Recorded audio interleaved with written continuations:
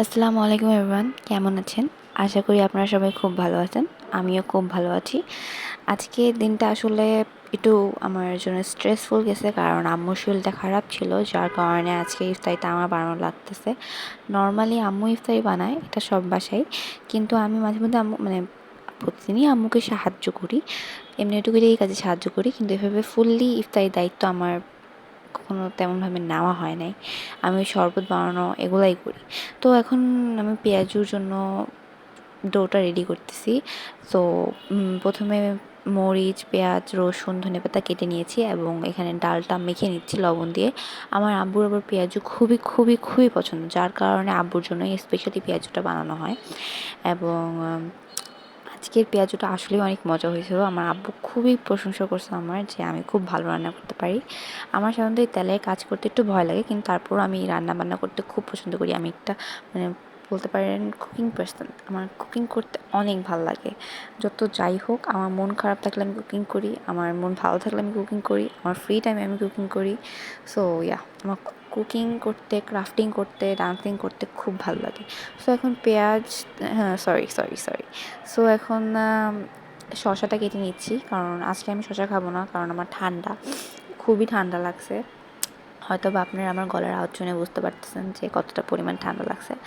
এই ঠান্ডা নিয়ে এখন আমার পানি ঘাটতে হইতেছে, সবই আম্মুর জন্য, কারণ আম্মুর কষ্ট দেখতে খুব খারাপ লাগে। যার কারণে আম্মুর জন্য এত কষ্ট করি, সে আমাদের জন্য এত কষ্ট করে, যেন তার জন্য কি একটু কষ্ট করতে পারবো না? অবশ্যই পারবো। সো এখন শসাটা কেটে নিচ্ছি এবং টমেটো কাটছি, কারণ টমেটোটা আমার টকটক লাগে, তো খাইতে খুব মজা লাগে আলুর চপের সাথে, মুড়ি মাখার সাথে। তো হ্যাঁ, আমি সাধারণত মুড়ি মাখা খাই না, একটু অল্প একটু 1-2 মুঠ খাইলে খাই, কারণ মুড়ি মাখা আমার জানি কেন জানি ভালো লাগে না খাইতে। আমি সাধারণত পেঁয়াজু, আলুর চপ, বেগুনি, তারপরে চিকেন ললিপপ, চিকেন ফ্রাই এইসব দিয়ে ইফতারি করে থাকি। এবং আমার আলুর চপটা অনেক ফেভারিট, আজকে নিজে আলুর চপ বানাইতেছি। তো প্রথমে শুকনো মরিচগুলো গুঁড়ো করে নিয়েছি এবং ধনেপাতা, পেঁয়াজ, রসুন আর কাঁচামরিচও দিয়ে দিচ্ছি একটু এক্সট্রা ফ্লেভারের জন্য, এবং সেগুলোকে মেখে নিচ্ছি একটু লবণ দিয়ে। এক এক করে আলু দিয়ে দিব এখন।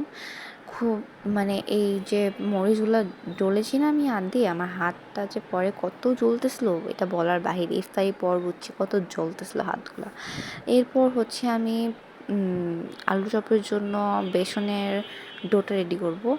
বেসনের ডো রেডি করার জন্য 3 চামচ আমি বেসন নিয়েছি, অল্প একটু আদা বাটা, তারপরে হলুদের গুঁড়া, ধনিয়ার গুঁড়া, পানি, লবণ দিয়ে আমি এখন আলুর চপগুলোকে বেসনে ডুবিয়ে তেলের মধ্যে ছেড়ে দিয়েছি। এখন আমার বাইরে যাওয়া লাগছে, কারণ আমি আমার বাবা মায়ের একমাত্র মেয়ে। সো একমাত্র সন্তান বলতে পারেন। সো এখানে বাইরে যাওয়ার মতো কেউ নাই, আমারই যেতে হয়। ঘরের যাবতীয় সব ছোটো ছোটো টুকটাক কাজ আমারই করতে হয়। সো এখন শরবত বানানোর ডিউটি করতেছি আমি আমার। এতক্ষণ ইফতারি বানিয়ে এখন শরবত বানানোর ডিউটিও আমারই করতে হইতেছে।